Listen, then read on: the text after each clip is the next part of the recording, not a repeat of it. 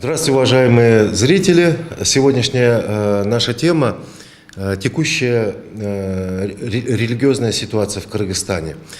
Информационным поводом к сегодняшнему разговору стали начавшиеся общественные слушания, обсуждения о внесении дополнений и изменений в закон о свободе вероисповедания.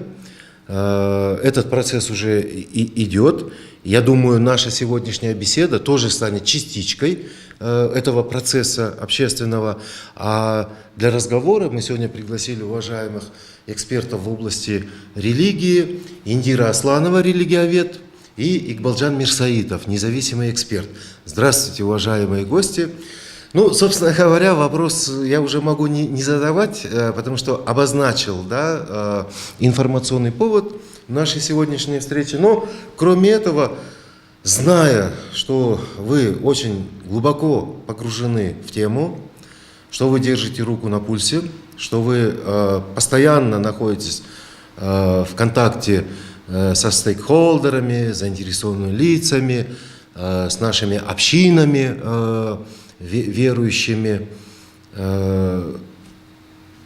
рассказать нам вот то, что сегодня может вызвать интерес, и то, что информированные люди, ну, как бы считают, что они должны знать. Вот побудьте сегодня нашими проводниками, да, устройте нам, ну, небольшой ликбез. Ну, начнем, наверное, тогда с инициатив по реформе в религиозной сфере, которые начались в 2014 году. Как вы помните, на одном из советов обороны отдельно этот вопрос рассматривался. И по итогам было создано 4 группы. Одна группа занималась тем, что смотрела нормативно-правовую базу, ее соответствие, там есть коллизии, нет коллизий с другими еще законами. Вторая группа занималась разработкой концепции государственной политики в религиозной сфере. И 2 другие группы, одна реформами в духовном управлении, третья с органами, которые работают в сфере религии, в том числе с правоохранительными органами. Вот. По итогам была разработана концепция госполитики, вот, текущая, действующая, которая до 2022 года действует. И в том же 2014 году на рассмотрение общественности был выдан проект закона, поправок в проект закона о свободе вероисповедания 2008 года, который идет. И вызвал он достаточно неоднозначную реакцию со стороны общественности. То есть тогда, я помню, один из комментариев во время общественных слушаний был, что этот проект закона надо переименовать, что это не о свободе вероисповедания, а о госком религии. Потому что там увеличивались полномочия, вводились ужесточение в плане регистрации, то есть цифра по регистрации религиозной организации выросла от 200 до 500, 500 граждан-инициаторов, которые еще являются совершеннолетними и проживают на одной определенной административной территории. То есть для значительного количества религиозных течений это оказалось бы непосильным, да? Как бы 500 человек-инициаторов собрать, чтобы зарегистрировать. Кроме того, если до этого, ну, как бы таким бэкграундом шло обоснование, чтобы это как-то уменьшить деятельность так называемых нетрадиционных религиозных течений, то попали бы и традиционные религиозные течения в затруднительную ситуацию. Почему? Потому что даже вот с 200 инициаторами, которые по текущему закону есть, получается, что есть случаи, когда та же самая русская православная церковь не может, там, вот у нас был случай, когда в Таласе они не могли зарегистрировать небольшой храм, потому что отток граждан идет, православных, да, миграция идет, и там не набиралось 200 человек, чтобы зарегистрировать. Или та же самая, там, открыть какую-то маленькую мечеть в каком-нибудь Аиле, тоже 200 человек граждан, там, инициаторов довольно сложно было набрать. Ну, то есть вот это не только сказалось, так, скажем, на нетрадиционных, но и условно на традиционных. Условно, потому что я этот термин не люблю. И вот этот проект закона, он в 2014 году, он, кстати, Минюстом был отклонен, потом он потихонечку всплыл в 2015 году, потом еще раз он всплыл в 2017 году. И последний раз, вот в 2017 году, как бы эти же поправки и остались. То есть там вот эти 500 граждан было одним из таких противоречивых норм, которые вводились. Вторая противоречивая норма, вы знаете, нет в законе, также вот в текущем действующем законе есть такое, что для регистрации религиозной организации требуется справка, согласованная с местными кенешами. По-моему, это было в 2014 году, я не соврать, да, Конституционный суд признал эту норму антиконституционной. И то есть, по идее, она должна была быть исключена, и в решении Конституционного суда было исключить эту норму, и правительству внести соответствующие поправки. Это не было сделано. И вот этот 2014 года этот проект закона, он как бы убирал это, что это антиконституционная норма, что она теряет силу, но тут же следом написал, что требуется справка заключения от местных органов власти. То есть подмена понятий. По сути, это одно и то же было, просто поменяли название. Нам когда что-то неудобно, мы просто меняем название, да, и проблема решается на этом. То есть вот такой момент был. И вот этот сейчас уже тот проект закона, он был отозван. Из-за того, что очень много вот таких негативных, то есть 3 раза была эта инициатива его провести, и 3 раза она была неудачна, и этот проект закона отозвали, сейчас идет новый альтернативный проект закона, и он вот эти 500 человек, например, он их убирает, эту норму. Убирает, сводит эту норму, опять же, оставляет на 200 человек, но 200 человек это на область. То есть если религиозная организация собирается открыть на область, то она 200 человек собирает, остальное она может открывать филиалы или представительства уже в более упрощенном варианте. Справка заключения, она также ее убрали, эту норму, и оставили как уведомительный характер. То есть после того, как организация зарегистрирована, она должна уведомить местные органы власти о том, что она действует на этой территории. Это для того, чтобы как бы они сами понимали, какая ситуация в этом регионе сложилась. Там есть и другие поправки, и в принципе, если дальше будет интересно, можно будет о них более подробно поговорить.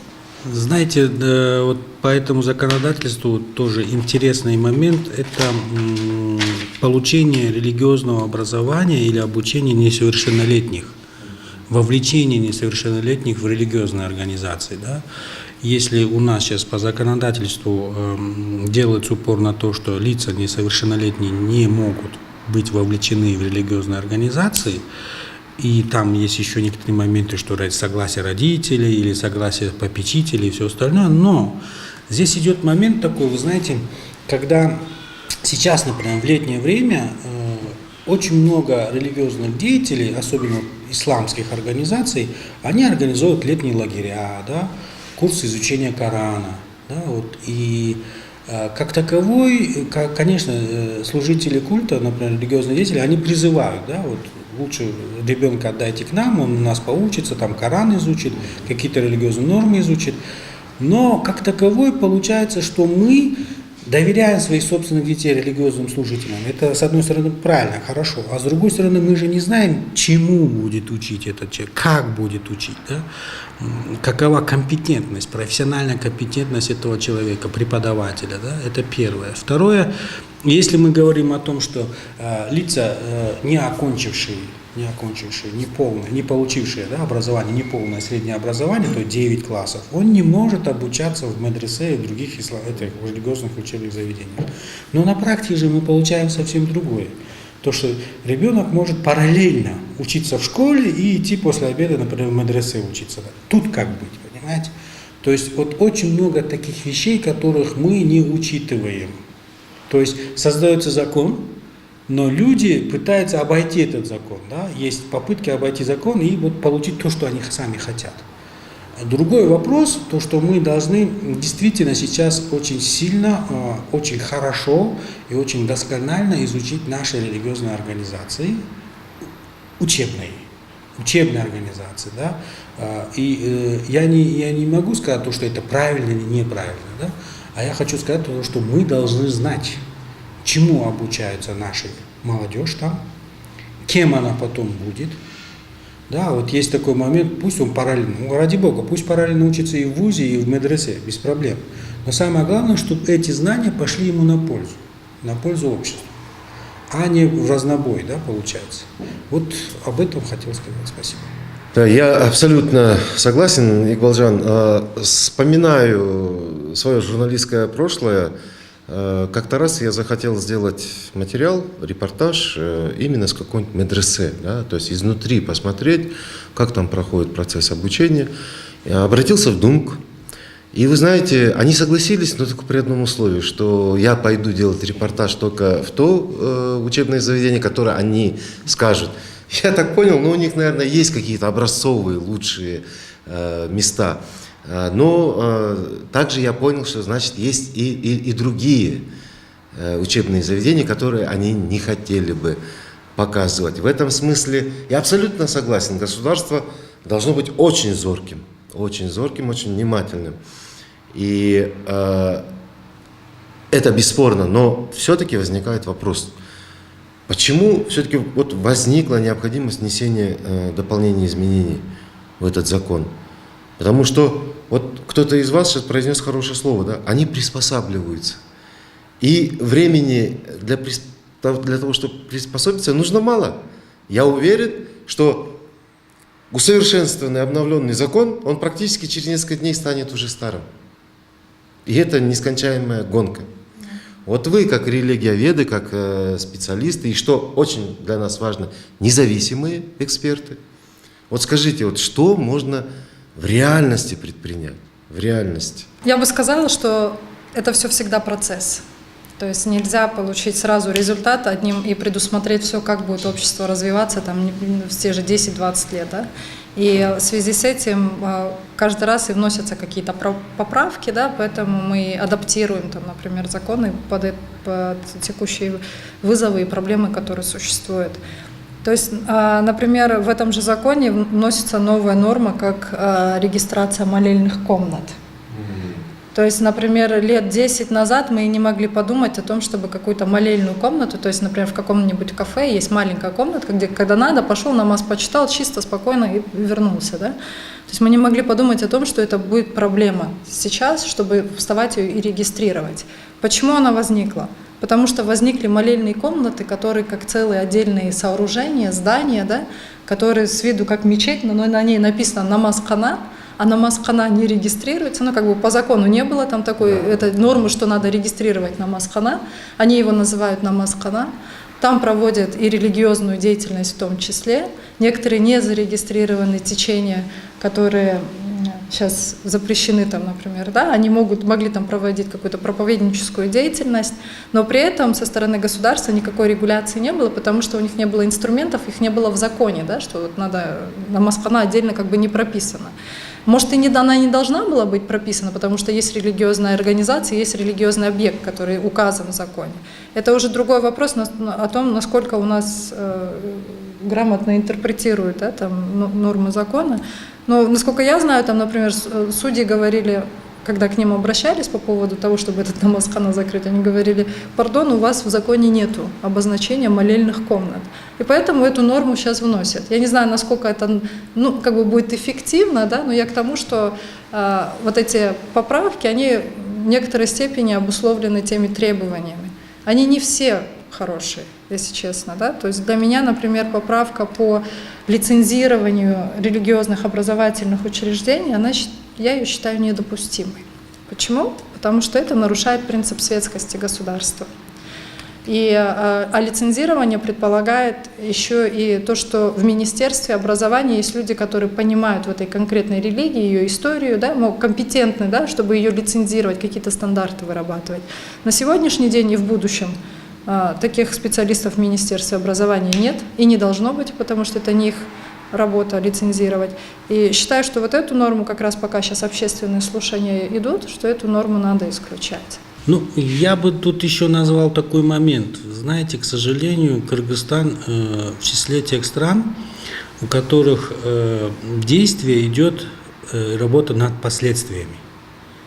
То есть мы как пожарная команда работаем, да?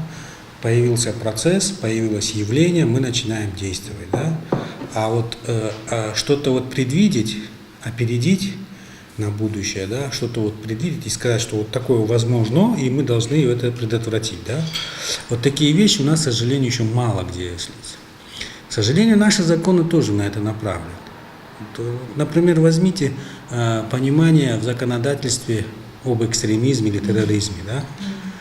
Вот. Например, мы все расписали, от чем мы сталкивались. Это возбуждение расовой ненависти, это религиозной вражды, это и какая-то деятельность, это захват власти, и регионализм, и межэтнические вопросы. Но, к сожалению, мы забыли о том, что экстремизм это как явление, оно более шире. Да? А мы сейчас еще взяли такой момент, как радикализация. Да? Вот. А это что такое? Понимание радикализации у всех разное, видите, получается. Другой момент еще терроризм мы берем, да, и говорим о том, что это вот явление, которое вот как бы идеология, практика, насилие и так далее. Но, пардон, извините, нынешнее понимание терроризма, оно совсем другое. Возьмите, например, какие-то военные действия на Ближнем Востоке. Вот. И это получается, что террористами сейчас в настоящее время называем просто частные армии.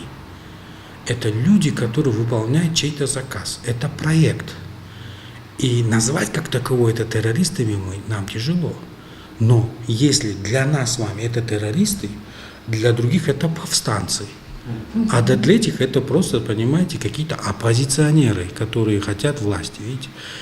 То есть вот идет процесс подмены понятий. И к этому процессу мы тоже, Кыргызстан, должны быть готовы. Почему?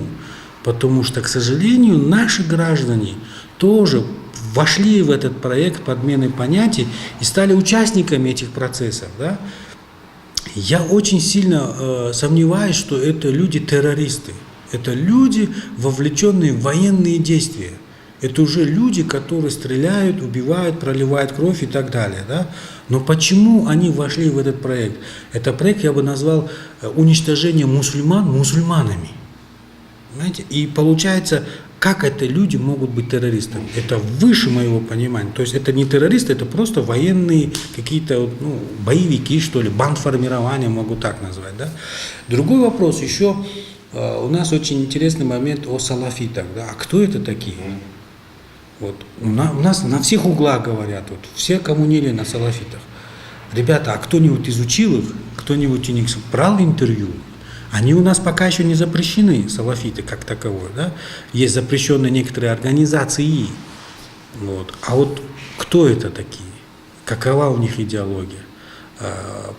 Они идут вразрез, например, с официальной идеологией муфтиата, или они признают это. Да? Очень много таких полярных мнений просто. Да? А доскональной, хорошего исследования, хорошей точки зрения государства по этому вопросу нету. И не будет. И не будет, может быть. Но с другой стороны, посмотрите, вот мне всегда было интересно, что имеется в виду под салафизмом, когда запрещали в Узбекистане. Это организация, это течение, это группа, это партия, это или идеология. Что? Может быть, вероучение, да. А что запрещали в Таджикистане, да? Я, например, у таджикских своих друзей спрашиваю: ребята, вот вы запретили салафизм, его не стало у вас? Он говорит: нет, намного больше стало. Понимаете? То есть вот таким способом мы должны понимать, каким-то образом закон должен быть направлен на защиту, на безопасность граждан государства, да? Но он не должен быть направлен против государства, против граждан. Видите, как получается? То есть мы должны работать на опережение. Вот все. Вот в этом моменте, конечно, полностью соглашусь с вами. И знаете, очень часто мысли появляются, когда читаешь все эти бесконечные сводки об аресте там, хизбут-тахрировцев, как их называют в пресс-релизах, там, силовых органов или там, представителей других запрещенных или подпольных организаций. Порой начинает казаться, что с такой активностью арестов и посадок давно должны были бы уже всех переловить, пересажать. Такого, к сожалению, не происходит. Сейчас частично мы получили понимание из ваших ответов, почему так, скорее всего, не произойдет. Но другой вопрос, вы знаете, когда с этими проблемами сталкиваешься в повседневной жизни. Да? Государство пока оставим в покое, оно может само, да, не всегда понимает вообще, что нужно делать и как нужно делать. А вот как быть нам? Да? Вот по моим наблюдениям, все-таки градус напряженности, он немножко снизился, да, по моим личным наблюдениям. По крайней мере, если даже не снизился, то он просто меньше, чем года 2-3 тому назад. Помните, да, когда люди внешние, которых мы можем идентифицировать как верующих, да, потому что у них определенная одежда, определенный вид внешний, там, могли плюнуть вслед там, девушке в короткой юбке или парню с какими-то, я не знаю, там, с цветными волосами, да, покрашенными. И точно так же тех, кого мы называем как бы светскими людьми, да, что-то крикнуть оскорбительное, может быть, даже, или, по крайней мере, обидное вслед там, женщине, которая там облачена, да, в какие-то вот такие одеяния, черные, там, такие сплошные. И вот, но опять-таки я боюсь личных мнений. Да, может быть, я ошибаюсь, может быть, я просто меньше стал ходить по улицам, не знаю. Или, может быть, мне просто не удается с этим сталкиваться. А вот по вашему мнению, вот градус отношений общественных, да, между верующими и людьми, ну, которых мы так, как бы, слишком уж так абстрактно, которых мы называем неверующими, да, но они точно не атеисты. Потому что даже те люди, они все равно делают оминь, да, они участвуют в каких-то религиозных обрядах. Может быть, иногда в поисках чего-то заходят на джума намаз. Вполне возможно, то есть есть и такие. Но все-таки мы понимаем, да, когда говорим, когда различаем от кого-то от других, есть какие-то все-таки признаки. Вот как вы считаете, вот эта война, вот эта тихая, необъявленная, да, между ними продолжается, или все-таки как-то мы немножко в сторону там, цивилизованности уходим? Мне кажется, нам будет гораздо понятнее, если мы поймем, что в основе, как вы сказали, этой необъявленной войны лежат эмоции и страхи с двух сторон. То есть у нас есть определенная зона комфорта, в которой мы живем и к ней привыкли, и когда мы видим, например, все больше образы верующих, да, так скажем, условно, или все больше проявления религии в публичном пространстве, нас это пугает. Нас пугает это в том плане, что люди боятся потерять тот привычный образ жизни, да, который у них сложился. Они боятся завтра проснуться, там, например, полностью в религиозной стране, где существуют религиозные законы, да, то есть потерять вот этот, свою зону комфорта. С другой стороны, есть еще такой момент, что да, Кыргызстан, он всегда считался, ну не всегда, с определенного времени, да, он считался уже мусульманским государством, что у нас значительное большинство мусульман, но и специфика распространения ислама здесь была своя тоже, да, и вот эти, например, 70 лет атеизма или Советского Союза, они тоже отложили свой отпечаток. То есть, несмотря что были, да, мусульмане, но многие верующие, они как новообращенные, да, неофиты. А неофиты обладают определенной спецификой поведения, то есть они религию воспринимают полностью, без остатка, и буквальная трактовка идет. И когда человек верующий сам познает истину, он считает обязательным, это не то чтобы обязанность и какой-то его долг, а это что-то, что идет изнутри, что он считает, он спасет рядом сидящего, если он его в эту истину приведет, да, то есть это тоже определенное поведение, и поэтому у нас вот это поколение, так скажем, неофитов именно, неофит обычно, когда первый раз в религию приходит, но я говорю вот условно, да, что для нас это все равно было как заново открывать религию, да, и вот это поведение, оно откладывается, и вот эта агрессивность, она тоже оттуда идет. И я, наверное, с вами соглашусь в какой-то степени, что да, градус снижается. Но градус снижается, потому что нам уже стал привычен этот образ. Мы его каждый день видим, он уже не вызывает вот такого бешеного отторжения. Но самое главное — это наши эмоции, наши страхи. Они не всегда имеют основу. Да? Они в значительной степени больше такого субъективного характера. Вы знаете, на самом деле очень интересная ситуация у нас в стране складывается. Почему? Потому что я бы назвал 3 такие спорные вещи, которые вызывают сейчас у нас в обществе полемику. Да? Первая полемика. Мы все-таки мусульманская страна или мусульманское государство. То есть мы все-таки светское государство. Да? Но у каждого из нас понимание светскости самое разное. У нас четких, ясных принципов определения светскости нет. Мы даже перевести, по-моему, Мы даже не можем перевести, потому что Да. не церковный, да, вот как понимаете, не церковный, да, как это переводится. А на самом деле, что мы понимаем под светским государством Кыргызстан, вот, и какие отношения должны быть в светском государстве между религией и верующими и неверующими, мы пока еще точно не определили. Мы просто сказали, что у нас есть права, свободы на верование и на неверование, да, атеистам и верующим. С другой стороны, второй вопрос полемики. У нас все-таки в обществе есть процесс исламофобии или мусульманофобии. То есть у нас никто еще открыто, просто кроме некоторых определенных людей, не выступал против ислама как религии. Да, никто не говорил, что вот эти постулаты, они мне нравятся, не нравятся и все остальное. Ну, за это даже загреметь можно. Да. А у нас все-таки есть фобия против внешнего вида. Внешнего вида. Вот она одела черное, она одела никап, она одела хиджаб или эти одели, да, какие-то суннеты, там, против некоторой иностранной культуры, да, например, одежда, там, арабская одежда или пакистанская одежда. На самом деле, я считаю, все-таки это, скорее всего, не исламофобия, а мусульманофобия некоторая, да, вот вид, внешний вид, его поведение. Третий момент, насколько сильный духовный потенциал верующих, да, то есть насколько человек верит и у него внутреннее содержание устойчивое, да, а не делает вид по форме. Например, вот все пошли на джума намаз, и я должен пойти, да, а что ты делаешь, как ты делаешь, почему ты делаешь, мало кто это кого интересует. И третий риторический вопрос, который сейчас в этом широко обсуждается среди наших граждан, все-таки каково будущее, да, каково будущее страны.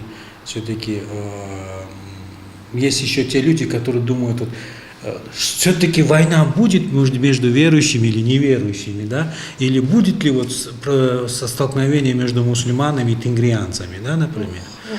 Вот, это очень тяжелый вопрос. Но вот лично мое мнение как эксперта, любой уважающий кыргыз, он в душе тенгрианец. Почему? Он родился им, у него код генетический такой. Отношение к природе, отношение к джайлё, отношение к животному, отношение к воде. У него с кровью передавалось. Но теперь ислам. Если он верит мусульманин, любой мусульманин кыргыз, ну, я так думаю, ну, у него в душе все-таки верит и знает, что вокруг него та же природа, ума и не, он знает об этом, да, тенгирата, в любом случае знает, видите. И получается, что мы искусственно сейчас кыргыза разделяем на 2 части. Вот мусульманская его часть, внутренняя, да, и тенгрианская. И мы хотим вот столкнуть 2 части одного и того же, получается. В принципе, как таковой, чувство веры, чувство пространства и времени у любого человека, да, оно не противоречит его верованию в ислам, например, в Аллаха. Я так думаю. Может быть, я ошибаюсь, я готов даже на шквал критики, но все-таки вот это внутреннее мое убеждение не стоит делить сейчас и вот сталкивать 2 этих направления, говорит о том, что это все-таки вот одна это религия, вторые говорят, это не религия, третьи говорят, это язычество, третье не язычество. Но на самом деле я думаю, что все-таки тенгрианство, оно заложено каким-то генетическим кодом внутри человека. Вот очень хорошее слово услышала от вас, Игбалджан, искусственность, да, вот действительно, да, когда вот смотришь на все эти вещи, вникаешь, и вот прям бросается в глаза, насколько вот кем-то создаются, да, вот эти стереотипы, какие-то навязывания, да, и, может быть, и с тенгрианством соглашусь, мне лично, например, не хотелось бы, чтобы тенгрианство стало какой-то новой религией, да, и в какой-то степени там доминирующей религией, потому что мне, например, может быть одинаково там не нравится как какая-нибудь религия, например, заставляет там делать или не делать что-то, точно так же мне не будет нравиться, если, скажем, там, те же тенгрианцы там, в роли там, господствующей или там, почти государственной религии там, будут заставлять, я не знаю, там, утром там, солнцу там, поклоняться, да, или там, разговаривать там, с травинками, да, гладить листочки. Там, я утрирую, да, и все вы понимаете, и зрители наши, конечно, это безусловно поймут. Но вместе с этим, вот давайте вот как раз вот в завершении, да, именно об этом радикализме, да, о категоричности, да, вот этой поговорим, которую, к сожалению, какая-то часть верующих собой несет. Вопрос вызван чем? Это я знаю и по своей журналистской работе, и знаю, что с этой проблемой сталкиваются мои многие журналисты. Вот ваш совет дайте, пожалуйста, как работать с этой категорией? Да, вот смотрите, например, год или два назад там в каком-то райцентре жители заставили акимиат районный убрать елку новогоднюю, да, то есть им это не нравится, то есть они уже могут диктовать.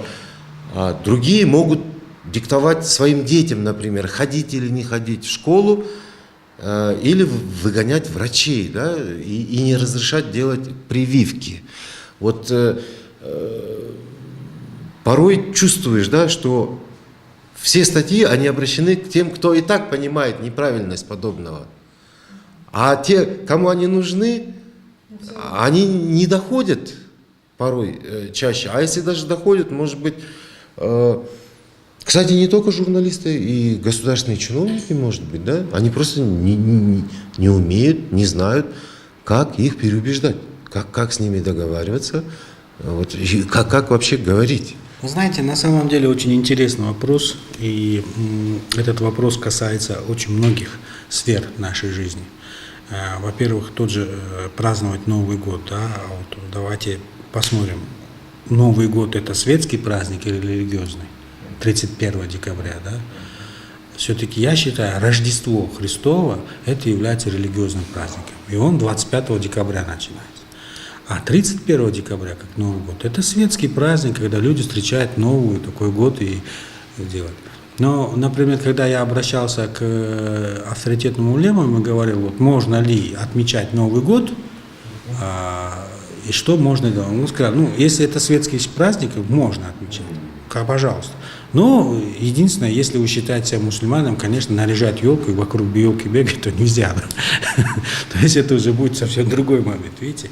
То есть мы должны четко, ясно понимать, где тут религиозное, а где тут светское, да? Это раз.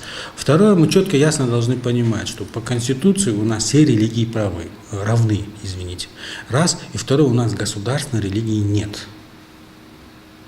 То есть мы не должны давать приоритет какой-то одной религии и говорить о том, что в ущерб другим религиям. Да? И в этом смысле мы должны прекрасно понимать, что каждый человек, у которого есть своя вера, он имеет право на свою веру. Имеет право. И имеет право даже не верить. В этом тоже нет ничего плохого. Вот. И когда мы слышим в некоторых регионах, вот я, например, лично свидетелем был, когда некоторые государственные деятели говорили о том, что вот районного уровня, говорили о том, что оставьте у нас в государстве только две религии, пожалуйста, это ислам и православие, а остальные все уберите. Они нам не нужны. Есть такие люди, да, говорят. Но как таковой, этот человек, конечно, он не знает и не понимает, что такое Конституция, и в Конституции такие вещи написаны. С другой стороны, мы прекрасно должны понимать о том, что и в регионах мы должны очень четко, досконально проводить какую-то информационную кампанию о том, чтобы до людей доводить вот эти вещи. Сейчас, например, если вы спросите, кто знает последнюю версию свободы вероисповедания в религиозных организациях, то у нас, по-моему, 80% населения об этом законе никто ничего не знает. Видите? А там четко и ясно написано, подворовой обход, раздача литературы у нас запрещено. И раздача литературы религиозной в общественных местах запрещено. Так почему у нас некоторые религиозные организации могут это распродать, и люди на это не обращают внимания? Видите? Даже по квартирам, по домам ходят. Раздают литературу. Больницы катались. Это запрещено. Видите, мало кто знает об этих законах. То есть мы сами не соблюдаем эти законы, раз. Второе, мы четко, ясно не понимаем, что, с чем мы сталкиваемся в настоящее время, каково будущее нашей молодежи, что мы передаем будущему поколению, какое состояние сейчас передаем. Отсюда и возникает, что у молодого человека чувство несправедливости, потому что им несправедливо к нему относятся, он в поиске своей справедливости. Некоторые на это находят в религии, а некоторые в псевдотеррористических экстремистских организациях находят, а третьи вообще уезжают и думают, что все верно. Думаю так. То есть вопрос у нас стоял, как работать именно с такими радикальными верующими, да, какую работу с ними проводить. Я вернусь вот к предыдущему своему комментарию о том, что наши действуют как неофиты. Вот этот период эмоциональной, такой полной, стопроцентной вовлеченности в религию, он проходит. Он проходит у каждого по-разному. То есть у кого-то это может занять 1 год, у кого-то там 6 месяцев, у кого-то 5 лет займет. Но этот период он проходит в любом случае. То есть и у нас этот период тоже он пройдет. Это один момент. То есть чисто теоретически, а теория строится на систематизации огромного опыта. То есть этот период проходит. Это первый момент. Второй момент это то, что верующие, они бывают разные всегда. То есть мы даже внутри религиоведения мы выделяем от активно верующих до, не пассивно это, да, там неверующие, атеисты уже там совершенно идут, колеблющиеся и так далее. И такая прослойка людей, она всегда будет определенная, которая относится к таким активно или даже, скажем, больше там радикально, да, там интерпретирующим и так далее. И эта прослойка будет, но она будет в меньшинстве, но ее всегда очень слышно. То есть я так скажу, у нас очень большое население, которое является пассивно верующими, да, которые от случая к случаю там проводят, как колеблющиеся верующие, от случая к случаю что-то проводят и так далее. Но всегда более слышно и видно именно активных верующих, потому что они просто элементарно сразу бросаются в глаза. И поэтому даже в будущем, возможно, такая категория, она и будет, но не надо ее бояться, да, то есть это нормально.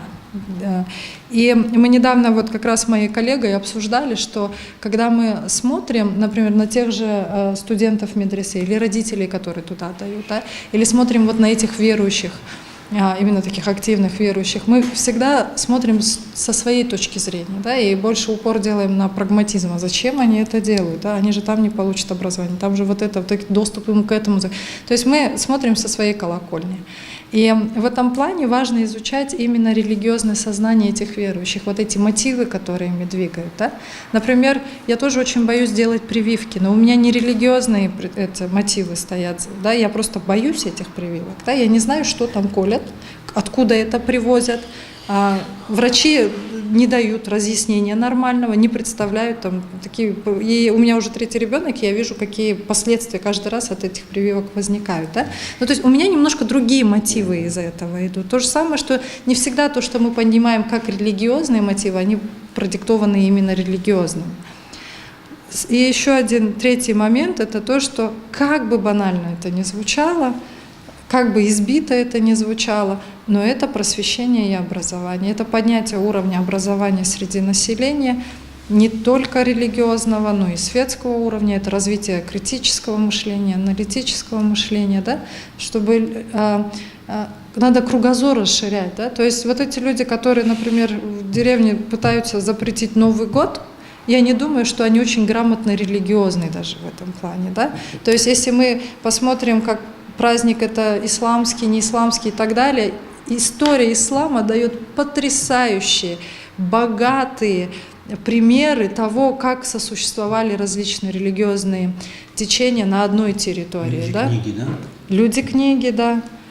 И я помню, один из чиновников мне как-то сказал, говорит, а где вы видели, чтобы в арабской стране были христиане? Я так удивилась, я говорю, посмотрите на историю. Когда пришли арабы в Египет, он был целиком коптским. И коптский язык на протяжении столетия там сохранялся как официальный государственный язык. Да? Условно в тот момент, как государственный. Очень богатые общины христиан. Я жила в Египте, потрясающие храмы, христианские. Да, потрясающие. То есть, и это нормально, они сосуществуют, они живут. Я вам другой пример скажу. В Египте, да, сейчас нет иудеев, но ни один иудейский храм не был разрушен. Их специально охрана стоит и охраняет, чтобы никто не разрушил его. То есть это все равно говорит об отношении и об толерантности, которая там существует. Поэтому возвращусь, да, изучение истории, вообще общее поднятие уровня образования, расширение кругозора, но это в долгосрочной перспективе, конечно, только даст результаты. Ну, спасибо вам большое, дорогие гости. Сегодня, я думаю, что наши зрители получили очень интересные, может быть, ответы на волновавшие их вопросы. Я лично для себя тоже очень много почерпнул. Это еще раз говорит о том, что тема практически неисчерпаемая. Проблематика, она очень широкая, глубокая.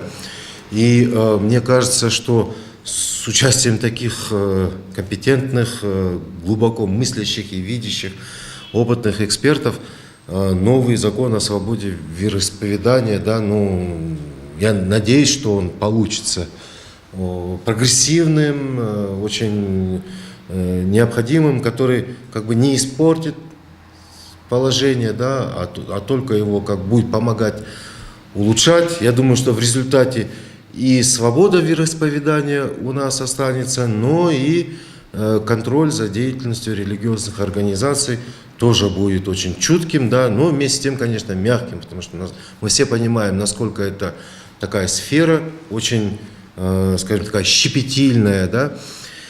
А с вами не прощаюсь, будем с большим удовольствием вас ждать, приглашать на новые передачи, на новые темы.